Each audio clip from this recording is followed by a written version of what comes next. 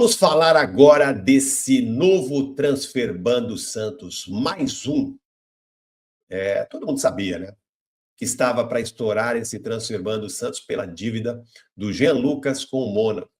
Dívida que foi adquirida durante a gestão Andrés Rueda, mas que poderia ter sido pago por esta gestão já no ano de 2024, quando o Santos negociou o Jean Lucas com o Bahia, recebeu o dinheiro e não repassou para o Mônaco. O Santos tinha uma dívida com o Mônaco, clube francês, vendeu o jogador para o Bahia, pegou o dinheiro e não quitou a dívida com o Mônaco.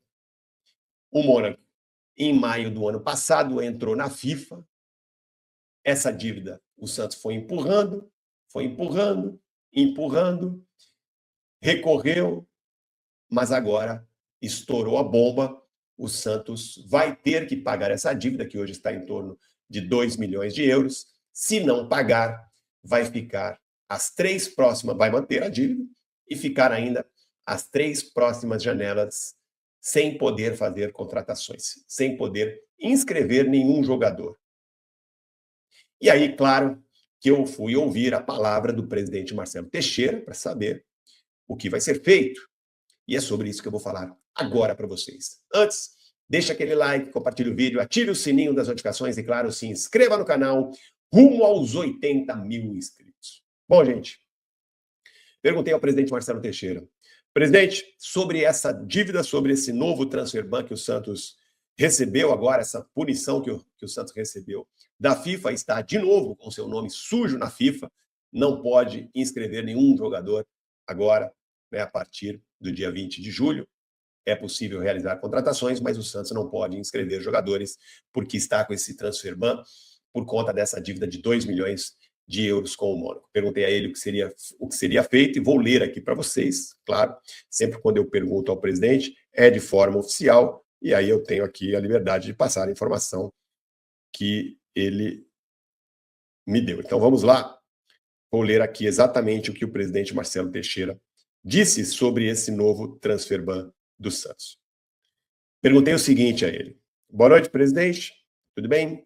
Sobre esse novo transfer ban, há alguma previsão de pagamento?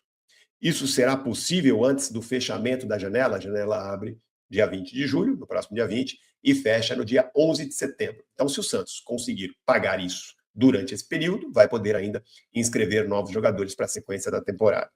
E aí veio a resposta do presidente. Graças a Deus, está no fluxo do financeiro. Lógico, sempre tendo que priorizar transfer ban e deixar outros. Como uma bola de neve. Cair para a segunda divisão com dívidas e antecipações de receitas é impossível equilibrar. Bom, ele primeiro, vou traduzir aqui, né, o que eu entendi para vocês. Ele primeiro confirmou que vai pagar essa dívida antes do fechamento da janela, que isso vai ser pago agora. O Santos vai poder, segundo ele, vai poder contratar normalmente. Disse que está no fluxo de caixa, já está com o dinheiro programado, né? Já tem ali o dinheiro programado para fazer o pagamento. Essa é a primeira informação. E aí, depois da informação, vem as desculpas. Lógico, sempre tendo que priorizar transfer ban e deixar outros. Outros? Quais seriam esses outros? Só para falar de transfer ban. Pedro Caixinha. Quem é que criou essa dívida com o Pedro Caixinha? O próprio presidente Marcelo Teixeira. A própria gestão dele. Então, não dá para reclamar, presidente. Com todo respeito, presidente. O senhor pegou um clube na Série B? Pegou. Ele fala também, né? Cair para a segunda divisão com dívidas e antecipações de receitas é impossível. O presidente Marcelo Teixeira pegou um clube endividado? Pegou. Pegou um clube na Série B? Pegou. Pegou um clube que não tinha mais receitas, porque já haviam sido antecipadas as receitas do Campeonato Paulista de 2024, por exemplo. O Santos só tinha Paulista e Brasileiro para disputar quando esta gestão assumiu. É verdade?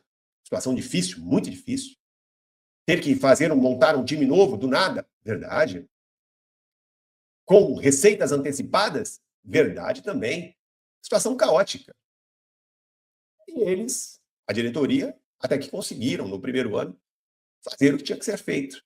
Montaram um time barato, com jogadores praticamente não, né? Todos contratados só para aquela temporada. conseguiram fazer um bom Campeonato Paulista, chegaram à final e conseguiram atingir o objetivo no Campeonato Brasileiro da Série B. Subiram com o time, foram campeões e subiram. Fizeram outras negociações financeiras interessantes com a Libra. O Santos recebeu de cara 50 milhões da Libra. O Santos recebeu também mais de 10 milhões da Globo. O Santos, pelos direitos de transmissão da Série B, do Santos na Série B, o Santos fez bons acordos e montou um time. Conseguiu ajustar as contas.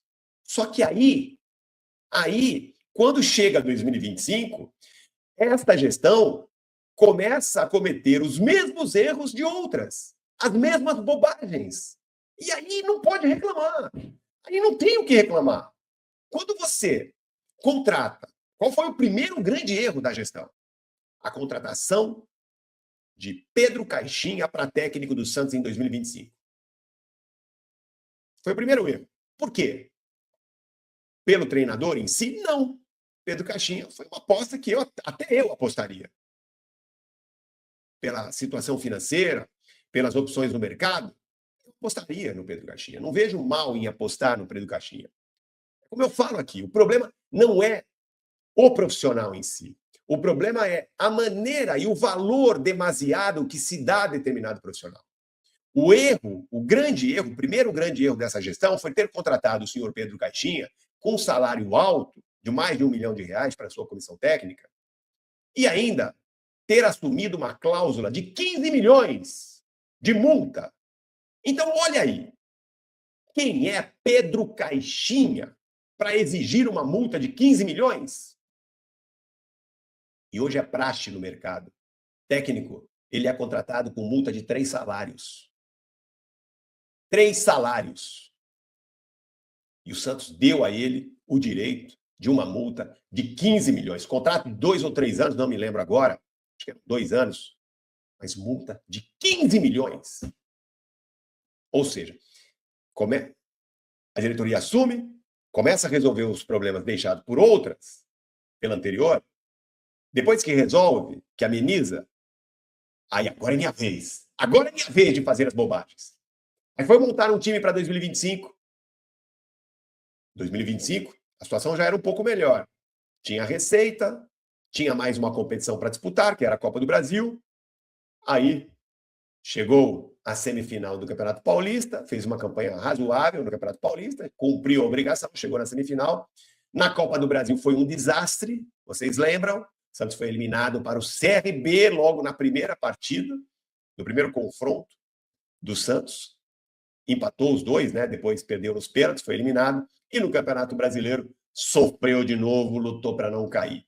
E aí vieram outras bobagens. Saiu Pedro Caixinha, aí entra Kleber Xavier. Aí vem depois Juan Pablo Vojvoda. Não foi isso? Se eu não estou aqui perdendo a sequência, acho que foi isso, né? Kleber Xavier, que não durou nada, esse não tinha multa, graças a Deus. Aí o Juan Pablo Vojvoda, multa também alta. O Santos tem essa dívida também com o Juan Pablo Vojvoda. E vieram, né, as contratações. A primeira péssima contratação foi a do Patrick, 3 anos de contrato, US$1 milhão, mais 2 milhões de reais de luvas, salário alto, o Patrick está aí, teve que ser emprestado, e o Santos, né, mais uma bobagem. E depois, no segundo semestre, com a chegada de Alexandre Matos, o Santos fez outras bobagens absurdas. Teve também a contratação do Tiquinho com valor super, né, com um jogador super valorizado, veio com um valor acima, muito acima do que ele merecia receber, já estava em baixa no Botafogo, veio a contratação do Tassiano também super valorizado, aí começaram aqueles erros injustificáveis, né? Vamos lá, Alexis Duarte, 3 milhões, 4 milhões de dólares, 4 milhões de dólares, jogador meia boca, o Santos paga 4 milhões de dólares. Adonis Frias, mais 4 milhões de dólares. Aí o pior, Bilal Brahimi, jogador que ganhava 10 mil euros lá fora, chega aqui com um salário de mais de R$1 milhão. Salário não, né? O pacote. Pacote, luva, salário, comissões, pacote, que dava aí cerca de R$1.300.000 por mês. Aí vai.